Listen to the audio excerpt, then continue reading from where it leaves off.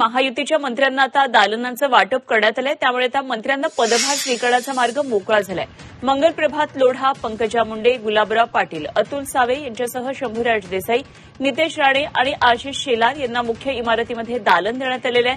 आणि चंद्रशेखर बावनकुळे, राधाकृष्ण विखे पाटील, हसन मुश्रीफ, गिरीश महाजन, भरत गोगावलेंना विस्तारित इमारतीमध्ये दालनं देण्यात आलेली आहेत.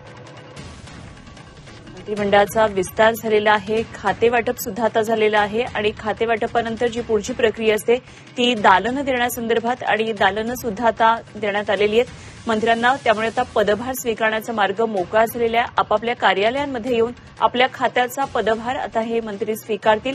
मंगल प्रभात लोढा, पंकजा मुंडे, गुलाबराव पाटील, अतुल सावे आणि शंभूराज देसाई, त्याचबरोबर नितेश राणे, आशिष शेलार यांना मुख्य इमारतीमध्ये दालनं देण्यात आलेली आहेत.